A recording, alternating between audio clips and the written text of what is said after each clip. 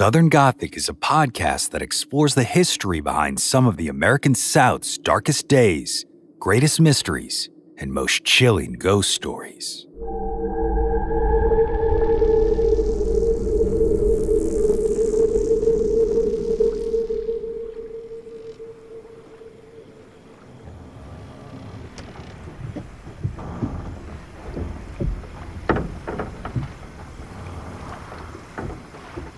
One night in 1728, a ship arrived at the port of New Orleans carrying a number of young women.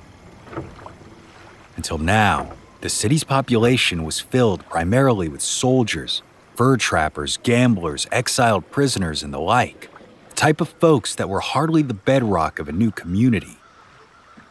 So King Louis XV sent these women to the colonial city to live at the Ursuline convent and eventually marry, with the hope that they would build families and thereby cement France's foothold in the region.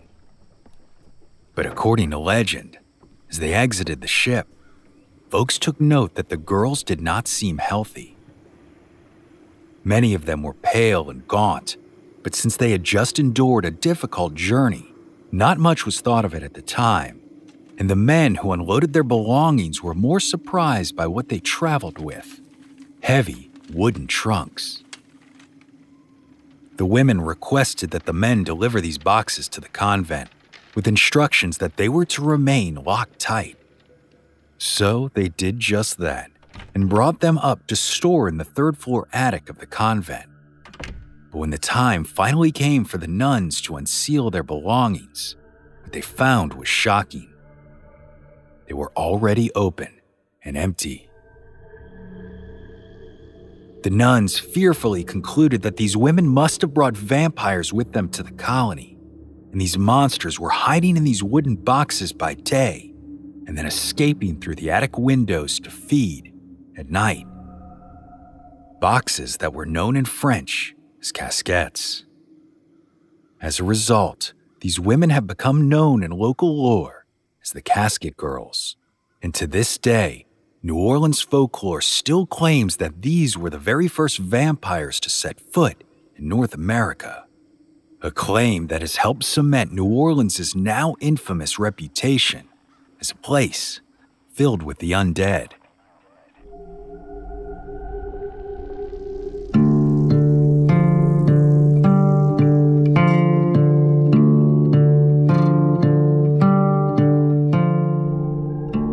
Yet the legend of the Casket Girls is far from the only tale of vampires in the city that care forgot. In fact, just a stone's throw from the old Ursuline convent is a beautiful 19th century mansion that may have once been home to a mysterious gentleman named Jacque Saint Germain, a man who, according to legend, may just have been a vampire himself.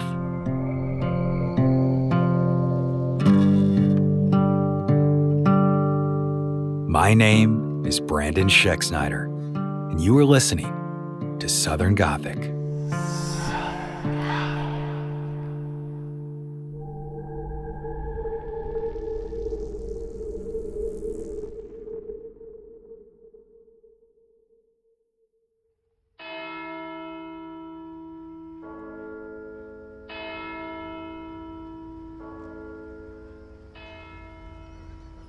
It was the dawn of the 20th century when a mysterious man arrived in New Orleans from France. His name was Jacque Saint Germain. According to legend, he was an extremely wealthy and handsome middle-aged man who exuded charm and intellect, boasting a mastery of languages and art. As such, one would expect that the high society of New Orleans welcomed Saint Germain with open arms, but oddly, they did not. Perhaps this was because he was the type of gentleman who enjoyed a good, boisterous party, rather than refined and dignified dinners. Or maybe it was because every time he was seen out in public, he had a different woman on his arm, accompanying him on his strolls through the quarter, or joining him as he enjoyed the city's nightlife. Something that Saint Germain relished without any doubt.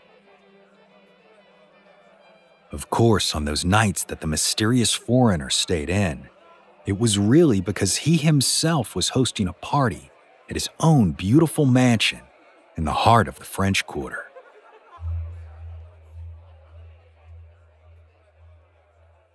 These highly anticipated events were proof that Saint Germain didn't need the approval of the city's upper crust, as his reputation around town had grown so large that people flocked to his Royal Street home to attend them. These lavish parties were always catered with exquisite cuisine, fine wine, and quality entertainment. But while his guests dined and danced, the host never seemed to partake in the food himself. Instead, Saint Germain is said to have stood in the back with a chalice of wine in his hand while he watched his guests enjoy themselves. But it is clear that his guests weren't just attending for the entertainment and provisions. Most were there for a chance to be in the presence of their host, for Jacque Saint Germain was quite the entertainer himself.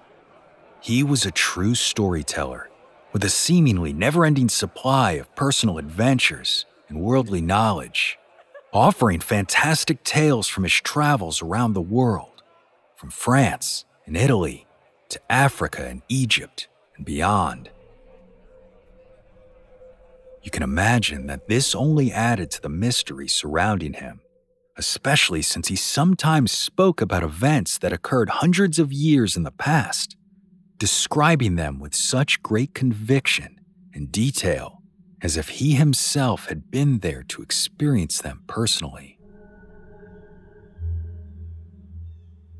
At the time, this seemed like nothing more than an odd quirk, a charming attribute of such an interesting man. So guests just enjoyed his stories for what they were, stories. And they weren't really concerned with whether or not there was any truth to the tales. It was just merely another part of the mystery. This mystery, however, came from more than just Jacque Saint Germain's love of New Orleans nightlife, or the tales he told, or the parties he threw, because in reality, no one actually knew where the man had come from. When Saint Germain arrived in New Orleans, Saint Germain didn't have an entourage or even a multitude of belongings as one would expect from such an affluent individual. But he did have one significant item that he displayed in his home: a portrait of the famed 18th century European adventurer, alchemist, and close personal friend and servant of King Louis XV, the legendary Comte Saint Germain. And if you ask Jacques about that portrait, he'd tell you he was a direct descendant of the Comte.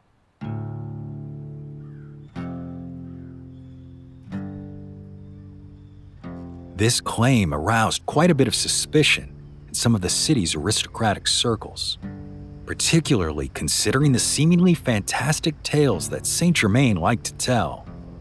But visitors to the mansion who had the opportunity to see the Comte's portrait for themselves felt very differently. Jacques looked remarkably similar to the Comte in both age and features. So rumors began to spread throughout the city, jokingly at first, that Jacque Saint Germain was not the Comte's ancestor, but rather, he was actually the man himself. And perhaps somehow, someway, the celebrated alchemist had acquired the ability to render himself ageless and was now living there in New Orleans, in that mansion on Royal. Of course, Saint Germain delighted in this rumor, and he neither confirmed nor denied it. For several months, this went on as nothing more than good-natured entertainment, a silly tale meant to humanize an eccentric man. That is, until one day, everything changed in a single, horrific moment. A now unknown woman fell from the balcony of Jacque Saint Germain's home while his neighbors watched in horror. Some claim that it happened during one of his parties, others that it was in the early hours of the morning after guests had left. But either way, the police were called to investigate. Fortunately, the woman survived the fall, but when the authorities arrived, she was bleeding profusely and ranting to anyone who would listen that she had been attacked by Jacque Saint Germain and that she had not fallen from the balcony, but rather had jumped in an attempt to escape him. What exactly she told the police that day is unknown. Some say that she described a scene in which the man had taken hold of her and physically bit her neck, while others claim he had wrapped himself around her and dragged a knife across her skin in an attempt to drink her blood. She claimed that the only reason she survived was that a loud knock on the front door had distracted her assailant, giving her the opportunity to flee. As you can expect, the police were a bit skeptical. Jacque Saint Germain was a wealthy, well-respected gentleman, and this woman was accusing him of an extremely abnormal and vicious assault. But the men listened to her all the same, and after she was sent to the hospital, they proceeded to knock on Saint Germain's door, confident that there was a reasonable explanation and that the woman's claims were merely based on delusions. When the gentleman opened the door, the police informed him of the woman's claim, but they also reassured him that he was not being arrested. They merely asked him to come down to the station at a more convenient hour and provide a statement addressing her accusation. So Saint Germain agreed, and the police left the scene, foolishly expecting him to comply with their request. But Jacque Saint Germain did not. A full day passed before the officers decided it was time to head back to Royal Street and bring him in themselves. But when they arrived at the mansion, they discovered that Jacque Saint Germain was gone, along with all of his belongings, including that portrait of his supposed ancestor. An investigation ensued, but the result was entirely unexpected. There was absolutely no food, dinnerware, or even utensils anywhere to be found within the house. Everything that was used during those lavish parties came and left with the caterers. But this odd discovery paled in comparison to the truly horrific scene of what they had stepped into, as it appeared that the carpets and tablecloths were all stained with what appeared to be blood. If this was not frightful enough, a deeper search proved to uncover a large number of corked wine bottles, something that at first was unsurprising. But when the police uncorked and emptied them, what they found inside was not just wine, but a mixture that also included blood. Now in hindsight, it seemed that the woman was not delusional at all. Jacque Saint Germain was a monster.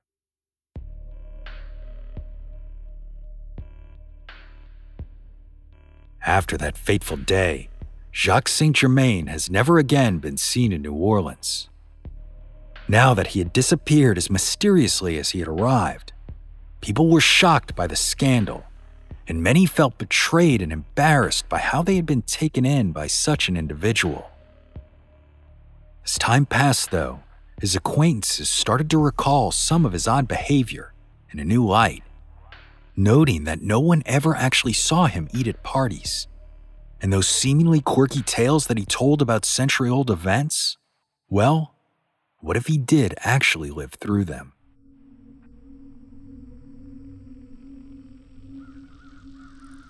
The people of New Orleans now believed without a doubt that Jacque Saint Germain was a vampire.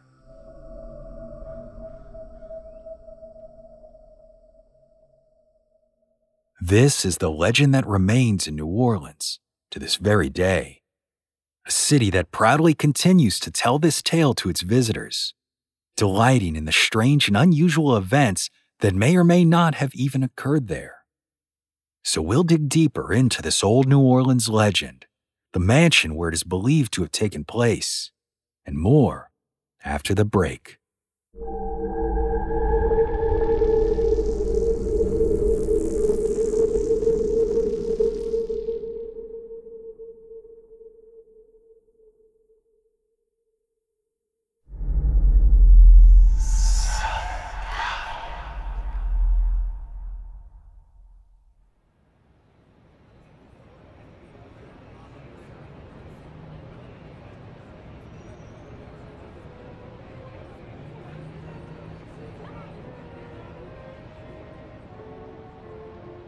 Today, the beautiful mansion that Jacque Saint Germain purportedly inhabited is considered, quote, one of the French Quarter's most photographed homes. Located at the western corner of Royal Street and Ursuline Avenue, the now private home is a 2-story brick building, boasting almost 5,000 square feet of living space. Built around 1884, it features one of those iconic wrought iron wraparound balconies that are stereotypical of the French Quarter, and it has those familiar tall windows on the bottom and top floors. The prominent front doors of the mansion are located on the corner, and they're very likely one of the reasons that the building has become so iconic, especially since today they're a beautiful, eye-catching bright red hue. The door's location on the street corner indicates that the property was originally designed to be a commercial space, with retail on the first floor and residential on the second. And while today the property's address is 1041 Royal Street, originally it had 2 street numbers due to this dual purpose. Honestly, we haven't been able to figure out how many businesses were located there, but at one point it was a hardware store. And when we investigated the chain of title for the building, well, we couldn't find anyone named Saint Germain. However, the people who did own the building during the late 19th and early 20th century also owned a number of other properties in the city, so it is likely that it was leased out, and as a result, we probably will never know who resided there between 1902 and 1904, when the legend of Jacque Saint Germain purportedly took place.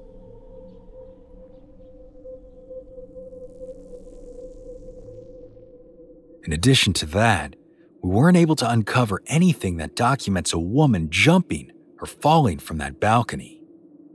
On the other hand, there is one truly unique and notable architectural feature of the mansion that local lore is connected to this aspect of the tragic event. One of the second-floor windows has been entirely bricked over. Who knows why this was done, but the building's current owner, Chip Blondeau, told the New Orleans Times-Picayune in 2016, quote, "There's an old wives' tale that when evil goes outside, you need to brick it up so it can't go back in." So was this the reason for that modification to the building? Evidence that at one time a heinous act took place here, or is that bricked-over window merely inspiration for it? As for the building's most infamous resident, the mysterious and possibly even vampiric aristocrat from France, well, it seems that there is in fact documentation that a man named Jacque Saint Germain called New Orleans home near the turn of the century. In 1890, a 54-year-old Frenchman named Jacque Germain arrived in the city, although, according to the documentation, he was listed as an engineer. Then, in 1895, another individual named Jacque Saint Germain appears in the New Orleans City Directory, but he resided on North Rampart Street, not the corner of Royal and Ursuline. This gentleman was also identified as a laborer, a far cry from the wealthy dignitary of lore.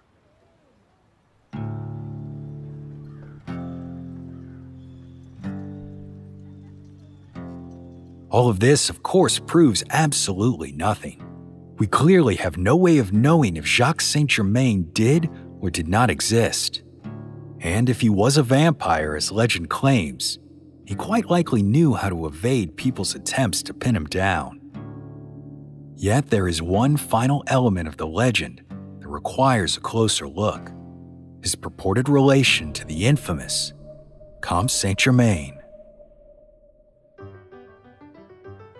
For centuries, people have been enthralled by the mysteries surrounding the European dignitary, some believing that the Comte may be either immortal or even a time traveler. Yet aside from this speculation, he did in fact exist and was a controversial figure in European history. But like Jacque Saint Germain, folks have been trying to separate the fact and fiction surrounding him for centuries. To this day, the Comte's origins remain unknown. Some believe he may have been born in 1691 or possibly 1712, although towards the end of his life he purportedly claimed to be the son of Prince Francis II Rákóczi of Transylvania. Now, historically speaking, there is no proof that this claim was true, but that mystery is merely a drop in the bucket compared to the rest. The first unchallenged reference to the Comte is from a 1745 letter from Horace Walpole, the English 4th Earl of Oxford. He wrote of him, quote, "An odd man who goes by the name of Comte Saint Germain. He had been here these 2 years and will not tell who he is or whence, but professes that he does not go by his right name. He sings, plays on the violin wonderfully, composes, is mad and not very sensible. He's called an Italian, a Spaniard, a Pole, a somebody that married a great fortune in Mexico and ran away with her jewels to Constantinople, a priest, a fiddler, a vast nobleman. The Prince of Wales has had unsatiated curiosity about him, but in vain." Though it was common to use many titles throughout Europe in the 18th century, the Comte's refusal to give up such information was highly unusual and considered suspect to the aristocracy, and it's said that the only time he willingly gave such information away was to King Louis XV of France, of whom he became quite close to. While he had no known profession, he was charming and accomplished in a variety of areas, a linguist that spoke numerous languages, as well as a chemist, noted alchemist, and an excellent storyteller. Some say that he was able to create diamonds out of thin air and turn worthless stones into fine jewels, manipulating metal into gold, and even created the elixir of life, leading some to believe that he may in fact be immortal, a claim that was bolstered by his continued youthful appearance and good health. Furthermore, as the Comte made his way through various European communities and mingled with the nobility and royalty in each, he told extraordinary tales of events he supposedly participated in and conversations he had with the likes of Cleopatra and the Queen of Sheba, events and individuals from over 500 years prior. According to history, the Comte Saint Germain died on February 27, 1784, in what is present-day Germany, although stories persist that Saint Germain continued to be cited in decades following his death, an enduring and well-documented mystery.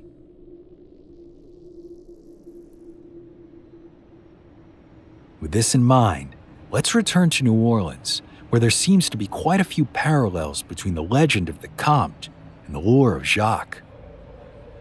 Clearly, they were both charismatic, attractive men who mingled with the upper echelon of the societies in which they lived, and both had an innumerable amount of skills and a predilection for telling stories that, if they were to be believed, would render them far older than possibly imagined. Unfortunately, unlike the mystery surrounding Comte Saint Germain, the legend of Jacque Saint Germain does not have much of a paper trail at all. In fact, little has even been published that resembles the tale we presented prior to the 2000s, although we do know that it has existed in local lore for a bit longer. It just wasn't as fully formed as it is today. We should also note that the demeanor and description of this now infamous New Orleans vampire bears an awful large resemblance to some of the main characters in one of the Crescent City's biggest literary exports, Anne Rice's Vampire Chronicles, a work that has done more to cement the city's reputation in vampire lore than possibly anything else. Of course, whether or not Anne Rice was influenced by the story of Jacque Saint Germain, or vice versa, we may never know.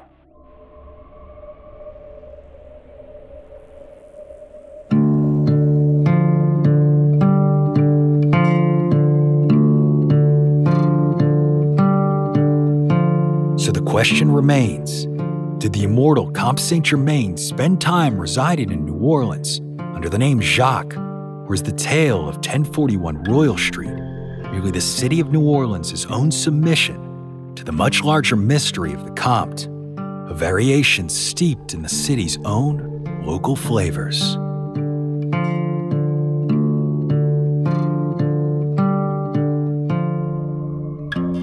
My name is Brandon Scheck-Snyder, and you are listening to Southern Gothic.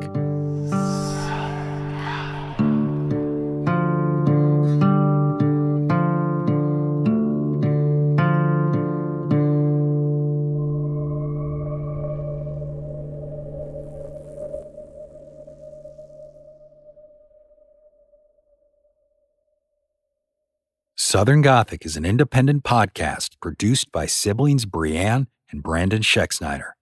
If you're a fan of the show and would like more content, be sure to join us over on Patreon or become a premium subscriber on the Apple Podcast app. There, you'll receive access to both ad-free and monthly bonus episodes. This show is also a member of Airwave Media, a podcast network that features some of the leading storytellers in audio entertainment, including other chart-topping podcasts like Redacted History and Historical Blindness. For more info on Southern Gothic, be sure to visit southerngothicmedia.com today. And as always, thanks for listening. Lucky Little Shacks.